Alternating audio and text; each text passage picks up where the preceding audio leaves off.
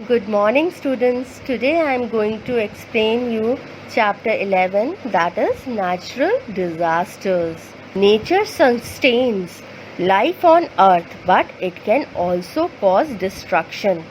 बेटा हमें बहुत सारी चीज़ें नेचर से मिली हैं, वैल्यूएबल थिंग्स, नेचुरल गिफ्ट्स हैं जो कि नेचर ने हमें दिए, जो हमारी लाइफ को चलाने में हमें बहुत साथ देते हैं, काम देते हैं। बट यही नेचर डिस्ट्रक्शन भी कर सकता है, तबाही भी ला सकता है। Forces of nature that cause destruction of life property on the earth are called natural disasters. जो पूरी ह्यूमैनिटी को भी ख़त्म कर सकता है, नेचर में वो शक्ति होती है और वो कई फॉर्म्स में आती है बेटा। Floods, droughts, earthquakes, cyclones, volcanic eruptions, landslides and tsunamis, etc. are some examples of natural disasters. तो आप सबने देखा ही होगा आजकल जो है फ्लड्स कितना कॉमन है महाराष्ट्र में, गुजरात में, बिहार में। और ये फ्लड्स क्यों होते हैं बेटा? फ्लड्स होते हैं ड्यू टू हैवी रेनफॉल। और भी बहुत सारे रीज़न हैं जो कि फ्लड्स को लाने में जो है रिस्पॉन्सिबल होते हैं। We'll talk about it in a next topic. Floods occur when a river or a stream overflow its banks and the water spreads to the surrounding areas. Floods तब आते हैं बेटा जब एक रिवर या स्ट्रीम ओवरफ्लो होने लग जाए, पानी एक स्तर से ऊपर आने लग जाए और अपने बैंक्स को छोड़कर बाहर आना शुरू हो जाए। बेटा एक काम करिए आप, अगर आप अपने बाथरूम में हैं और जो अगर आपके नाली को आप बंद कर देंगे और टैप चला देंगे, जब बकेट पूरी भर जाएगी तो एक पॉइंट ऐसा आएगा कि जब बकेट फुल हो जाएगी तो पानी क्या होगा बेटा? बाहर गिरना शुरू हो जाएगा। और अगर आप वहाँ के जो है नाली को बंद कर देंगे तो वो पूरा आपके बाथरूम में पानी भर जाएगा। बस ऐसा ही होता है, जब एक रिवर का या स्ट्रीम का पानी ओवरफ्लो हो जाता है तो वो अपने बैंक्स को क्रॉस करके आसपास की जगहों में भर जाता है। और जनरली फ्लड तब होते हैं जब बहुत तेज़ बारिश हो, बहुत हैवी रेनफॉल हो और बहुत दिनों तक हो। और फ्लड्स और बहुत सारे रीज़न हैं, जैसे कोलैप्स ऑफ डैम्स। जब जो हम बांध बनाते हैं इलेक्ट्रिसिटी जनरेट करने के लिए, अगर वो टूट जाएं, वो ख़राब हो जाएं या उसमें से जो है पानी बाहर आने लग जाए। Blocking of rivers due to the landslides, cyclones, tsunamis and the sudden melting of snow on mountains during the summer season. All these are reasons of floods. Snow melt हो गई माउंटेन से, लैंडस्लाइड हो गया, cyclones आ गए, tsunami आ गई, तो इन सब सारे रीज़न से भी फ्लड्स आ जाते हैं। Floods are very common in India, especially in the northern plains. They cause damage to life. कितने लोग मर जाते हैं, कितने लोगों के घर खराब टूट जाते हैं, सामान बह जाता है, क्रॉप्स खराब हो जाती हैं। और गंदगी और पानी से बहुत सारी diseases such as cholera, malaria and dengue generally spread in this areas due to floods. So ये नेचुरल डिज़ास्टर बेटा हमारे लिए बहुत हार्मफुल है। We can also prepare for floods in the following ways. ऐसा नहीं है, हम कुछ प्रिकॉशनरी मेजर्स ले सकते हैं जिससे कि हम फ्लड से पूरी तरीके से नहीं बट काफ़ी हद तक बच सकें। लिसनिंग टू द रेडियो और watching television for warning and advice. अगर कहीं बारिश लगातार होगी या डैम कोलैप्स कर गया या सुनामी आ गया, तो अगर हम टीवी पे देख रहे होंगे तो एटलीस्ट हम वो जगह अपनी छोड़ के किसी दूसरी जगह में शिफ्ट हो सकते हैं। रेडियो को सुनते रहना चाहिए हमें प्रॉपर न्यूज़ के लिए। आजकल तो टेलीविज़न मोस्टली सबके यहाँ है, रेडियो इतने नहीं होते हैं। अपने पास बेटा एक टॉर्च, कुछ माचिस के डिब्बियाँ और कैंडल्स होनी चाहिए ज़रूरी, ताकि अगर लाइट एकदम से रात में चली जाए तो हम इनका यूज़ कर सकें। Storing stocks of food grain and fresh water.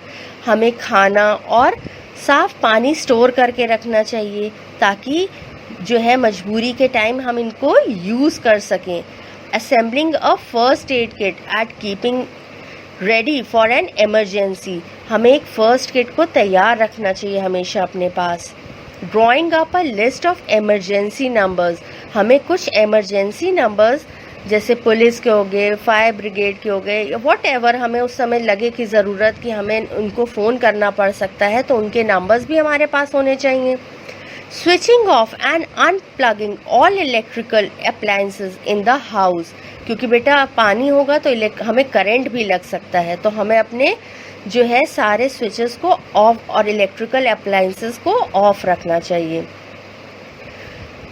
Trees should be planted as they prevent flood water from spreading fast. Beta, in our previous chapter I have told you forests are very precious to us. तो अगर हम पेड़ लगाते हैं तो वो उससे हमारे फ्लड्स को रोकने में बहुत मदद मिलती है। Especially dams can also be build to check the speed of water. Dam भी बहुत हेल्प करते हैं पानी की गति को रोकने के लिए, पर कई बार ऐसा होता है कि डैम ही कोलैप्स हो जाते हैं, टूट जाते हैं, जिसकी वजह से भी फ्लड आता है। So we should follow all these instructions और हमें हमेशा सतर्क रहना चाहिए किसी भी नेचुरल डिजास्टर के लिए। Droughts, drought, what do we mean by droughts? Drought means सूखा। सूखा बेटा बिल्कुल पानी ना होना, और ये सूखा कब पड़ता है? जब बारिश नहीं होती है या बहुत थोड़े टाइम के लिए होती है। Droughts cause extreme scarcity of water. Drought affected areas have very few natural sources of water. Droughts, ये जो सूखा पड़ता है बेटा, ये ज़्यादातर डेजर्ट एरिया में पड़ता है जहाँ पानी की बहुत किल्लत होती है या पानी बहुत मुश्किल से मिलता है। Farmers most affected during a drought, सबसे ज़्यादा नुकसान फार्मर्स को होता है क्योंकि उनकी क्रॉप्स ग्रो नहीं कर पाती हैं बिना पानी के। This result in shortage of food, जिसकी वजह से बहुत खाने में परेशानी होती है, खाना कम पड़ जाता है, और फेमीन जैसी बीमारी भी। What do we mean by famine? Famine में जब हम किसी को खाना नहीं, प्रॉपर डाइट नहीं मिलती है बेटा, तो हम बहुत वीक हो जाते हैं, तो उससे हम फेमेन का जो है हमें असर हो जाता है और हम बहुत वीक बीमार पड़ जाते हैं। बहुत lack of shortage of food होना ही फेमेन को ग्रो करता है। To prevent drought we can do the following, और ड्रॉट से बचने के लिए हम कुछ चीज़ों को फॉलो कर सकते हैं। ग्रो मोर ट्रीज, हमें ज़्यादा पेड़ उगाने चाहिए। पेड़ बेटा हमारे लिए हर तरीके से फ़ायदेमंद होते हैं। Develop rain water harvesting system, जो हमें रेन वाटर हार्वेस्टिंग सिस्टम को अपनाना चाहिए। जब बारिश हो तो उस पानी को हमें इकट्ठा कर लेना चाहिए, स्टोर कर लेना चाहिए, जिसको हम बाद में यूज़ कर सकते हैं। ग्रो ड्रॉट रेजिस्टेंट क्रॉप्स, ऐसी जो है क्रॉप्स को जो है ग्रो करना चाहिए जिसमें ज़्यादा पानी की ज़रूरत ना हो, जैसे सॉर्गम, मिलेट्स एंड मेज। Spray water directly on base of plants so that less water is use. हमें पूरे ऊपर से नीचे तक पेड़ों को भिगोना नहीं चाहिए, हमें रूट्स में सीधे पानी डालना चाहिए ऐसी जगहों पे, ताकि हम कम से कम पानी में अच्छी से अच्छी क्रॉप्स उगा सकें। The best way to fight drought is to develop effective irrigation facilities. This has been tried and proved successful in many areas of Punjab, Haryana and Uttar Pradesh.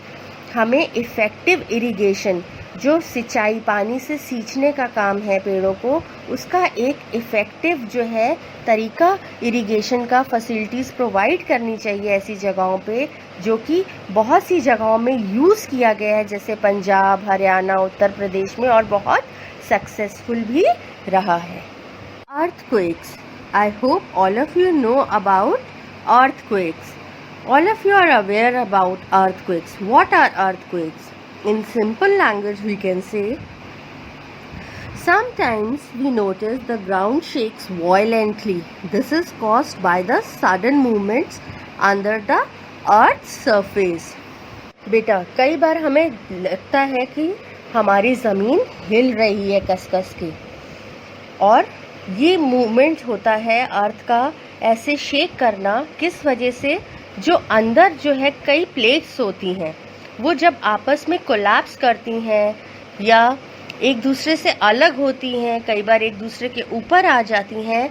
Further in above classes, जब आप बड़े क्लासेस में जाएंगे तो आप इसको और ज़्यादा अच्छे से समझ पाएंगे। बट अभी आपके अकॉर्डिंग छोटे क्लास के आपको इतना समझना है कि कुछ मूवमेंट्स, कुछ प्लेट्स हमारी अर्थ के अंदर होती हैं, जब वो आपस में टकराती हैं तो एक सडन मूवमेंट होता है ऊपर अर्थ के, और ये मूवमेंट कहलाता है अर्थ क्वेक।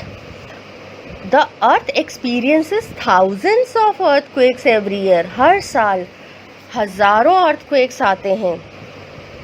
कुछ छोटे होते हैं इसलिए हमें पता नहीं चलता। It is difficult to predict an earthquake. ये बहुत मुश्किल है कि हम पहले से अनुमान लगा सकें कि अर्थक्वेक आने वाला है। इसकी कोई वार्निंग नहीं होती है बेटा। सेस्मोग्राफ एक इंस्ट्रूमेंट होता है जो कि यूज़ होता है अर्थक्वेक को रिकॉर्ड करने के लिए। अर्थक्वेक के ट्रेमर्स को रिकॉर्ड करता है सेस्मोग्राफ एक instrument. The magnitude or intensity of an earthquake is measured on the Richter scale. जो इंटेंसिटी होती है, जैसे हम कहते हैं कि इतने जो है पॉइंट इतना अर्थक्वेक आया है, ये हम किससे मेज़र करते हैं? एक इंस्ट्रूमेंट जिसको कहते हैं Richter scale. Richter is a name of a person, जिसके नाम पर ये रिचर स्केल रखा गया है। The scientific study of earthquake is called seismology. और जो साइंटिफिक स्टडी होती है अर्थक्वेक की, उसको हम क्या कहते हैं? Seismology. The place of origin of an earthquake is called the focus. जिस जगह पर जो है अर्थक्वेक आता है, जहाँ उसका ओरिजिन होता है, उस जगह को, ओरिजिन को हम क्या कहते हैं? फोकस कहते हैं। The point directly above the focus on the earth surface is called epicentre. और जो पॉइंट डायरेक्टली ऊपर आता है, जहाँ पे अर्थक्वेक सरफेस पे आया होता है, उसको क्या कहते हैं बेटा? Epicentre. The effect of an earthquake is maximum near the epicentre. But of course अगर आप किसी जो है टेबल के नीचे से घूसा मारेंगे तो उसका असर सबसे ज़्यादा उसी पॉइंट पे होगा जहाँ पे आपने डायरेक्टली वो घूसा मारा होगा। बाकी की जगहों पे ज़्यादा उतना असर नहीं आएगा जितना कि उसी सेंटर पे आएगा। तो ज़्यादातर इफेक्ट एपी सेंटर पे ही आता है। The Himalaya region experiences frequent earthquakes. सबसे ज़्यादा जो है हिमालय रीजन पे अक्सर अर्थक्वेक्स आते रहते हैं। Earthquakes also occur very frequently in Japan, the Philippines and around the edges of Pacific oceans. ये सारी जगहें हैं जहाँ पे फ्रीक्वेंट अर्थक्वेक्स आते रहते हैं। You can take the following precautions during an earthquake. बेटा, अर्थक्वेक को हम पहले से प्रेडिक्ट करके नहीं बता सकते हैं कि इस टाइम अर्थक्वेक आना है, बट जब अर्थक्वेक आता है उस टाइम हमें क्या स्टेप्स फॉलो करने चाहिए? हम अगर अपने स्कूल में हैं या अपने घर में हैं तो हमें फ़ौरन उस बिल्डिंग से बाहर आ जाना चाहिए खुले मैदान में, ताकि अगर वो बिल्डिंग गिरती है, कोलैप्स करती है, तो वो हमारे ऊपर ना गिरे। हमें बिल्डिंग्स, ट्रीज़ और पावर लाइंस, जो हमारे पिलर्स लगे होते हैं, पावर जो है पॉइंट्स होते हैं, उनसे दूर रहना चाहिए। अगर हम घर से बाहर नहीं निकल पा रहे हैं, स्कूल से बाहर नहीं निकल पा रहे हैं, तो हमें एक हैवी टेबल के अंदर नीचे घुसकर बैठ जाना चाहिए और बाहर बिल्कुल भी नहीं आना चाहिए। और हमें लिफ्ट का यूज़ नहीं करना चाहिए बेटा उस टाइम, अगर हम किसी बिल्डिंग से बाहर आ रहे हैं। Instead of using a lift we should use staircase. हमें सीढ़ियों से तुरंत बाहर उतर के आ जाना चाहिए। Earthquakes can lead to other natural disasters such as landslides, avalanches and tsunamis. Earthquake की वजह से और सारे जो नेचुरल डिजास्टर्स हैं कई, वो भी आ सकते हैं। कौन कौन से हैं? लैंडस्लाइड्स। पहाड़ों में आपने देखा होगा कई बार पहाड़ आधे आधे टूट के गिर जाते हैं। अगर अर्थक्वेक आएगा तो ये भी होगा। एवलांचेस भी आ सकते हैं और सुनामीज भी आ सकती हैं। Cyclones are violent storms. They form over oceans and seas and cause destruction when they reach the shore. जो साइक्लोन्स होते हैं बेटा, वो भी बहुत वायलेंट स्टॉर्म्स होते हैं पानी के, जो कि ओशियंस और समुंदर के ऊपर बनते हैं और ये भी बहुत तबाही मचाते हैं। साइक्लोन्स आर ऑलवेज अकम्पेन्ड, जो साइक्लोन्स होते हैं उनके साथ कौन से क्या होता है बेटा, heavy showers and high speed winds. इनके साथ क्या होते हैं, बहुत पानी का तेज बहाव और हाई स्पीड विंड्स होते हैं। और ये साइक्लोन ज़्यादातर किन जगहों पे पाए जाते हैं, अकर होते हैं, West Bengal, Orissa, Andhra Pradesh, Tamil Nadu, Maharashtra and Gujarat. All these areas are coastal areas. These are prone to cyclones. In October 2014, a very powerful cyclone named Hudhud hit the eastern coast of India. It caused severe damage to the coastal areas of Andhra Pradesh and Odisha. और पूरी बहुत ज़्यादा destruction हो गया था इस हुडहुड cyclone से उस time. You can go and search on Google about this Hudhud cyclone also. We can prepare for a cyclone in the following ways. हम अपने आप को साइक्लोन से जो है बचाने के लिए क्या तैयारी कर सकते हैं. Listen to the radio and watch television for weather forecast and warnings. हमें weather forecasting को सुनते रहना चाहिए. Move to a safe place before the cyclone arrives. इससे पहले कि साइक्लोन आप तक पहुंचे, आप वहां से अपनी जगह से निकलकर किसी सुरक्षित जगह पे जा सकते हैं. Store dry fruit in water proof bags. क्योंकि पानी लाता है साइक्लोन, तो हमें वाटर प्रूफ बैग्स में ड्राई फूड को स्टोर करके रखना चाहिए. Stay away from the ocean और सी. ओशियन और सी के किनारे अगर आप रहते हैं तो हमें उन जगहों से दूर चले जाना चाहिए. अगेन कुछ हॉस्पिटल्स के, रिलेटिव्स के, फ्रेंड्स के और कुछ इमरजेंसी नंबर्स को भी हमें अपने पास रखना चाहिए at the time of emergency, ताकि हम उनको फ़ोन कर सकें. Now let's talk about some other natural disasters. Blizzards are some storms characterized by strong cold winds and lot of snow. Blizzards जो होते हैं वो भी तूफान होते हैं जो कि स्ट्रॉन्ग कोल्ड विंड, ठंडी हवाओं के और स्नो से भरे होते हैं. अ landslide occurs when rocks, debris and soil move down a slope. जैसे पहाड़ी रास्तों में देखते हैं आप, कई बार रास्ते बंद हो जाते हैं लैंड स्लाइड के बाद. उसमें वहाँ से बहुत सारी रॉक्स, सिल्ट, डेब्रिस मतलब पूरा ब्लॉक कर देता है, वो टूट के गिर जाते हैं पहाड़ नीचे. दिस हैपन्स ड्यूरिंग और आफ्टर हैवी रेनफॉल और snowfall. It may also occur after an earthquake as I told you. Volcanic eruption. Molten lava, steam, gas and ash are expelled through a volcano. जब एक पहाड़ से, जो volcanic जो mountains होते हैं, उसमें से गरम आग से भरे लावा, स्टीम, गैस, एशेज, और ये गैस बेटा बहुत हार्मफुल होती है और आप इमेजिन नहीं कर सकते, जो गरम गरम लावा अगर किसी के ऊपर पड़ जाए तो वो वहीं पिघल के जल के मर सकता है. Tornadoes. What do we mean by tornadoes? Tornadoes are violent storms. These are funnel-shaped and stretches from the earth to the clouds above. You can see in the picture given on page number 78 how a tornado look. ये भी एक storm होता है जो कि funnel shape का होता है, cone shape का होता है और अर्थ से लेके ऊपर क्लाउड तक फैला होता है. Wildfires or forest fires are large destructive fires in forests. They may be triggered by lightning or human activity. जो हम कहते हैं जंगल के जंगल जल गए, सब जो है वाइल्ड एनिमल्स मर गए, या आसपास के जो लोग विलेजेस बसे होते हैं वो भी सब जल जाते हैं. ये भी बहुत तबाही करता है. और ये कैसे होता है बेटा? या तो बिजली गिरती है तब फायर जो है फॉरेस्ट में फायर लगती है, या किसी ह्यूमन एक्टिविटी से लगती है. किसी ने, इंसान ने वहाँ आग लगा दी और उसने धीरे धीरे वो आग पूरे जंगल में फैल गई हो.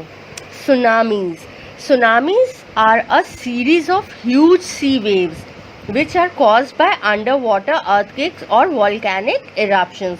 जो सुनामीज होते हैं बेटा, सीज के अंदर भी हमारे बहुत सारे मूवमेंट होते हैं अंडर वाटर, जिसकी वजह से वेव्स, बड़ी ऊंची ऊंची बड़ी बड़ी वेव्स, पानी की लहरें उठती हैं. These waves can travel thousands of kilometers. Can you imagine? 1 kilometre 2 kilometre इतनी लंबी वेव्स होती हैं कि ये 1000 ऑफ किलोमीटर्स तक ट्रैवल करती हैं. दे destroy everything in their path. और जो उनके रास्ते में चीज़ें आती हैं सब ख़त्म हो जाती हैं या बर्बाद हो जाती हैं. An avalanche is a mass of snow. एक बड़ा मास टुकड़ा बर्फ का, ice and rocks that slides down a mountain slopes very fast.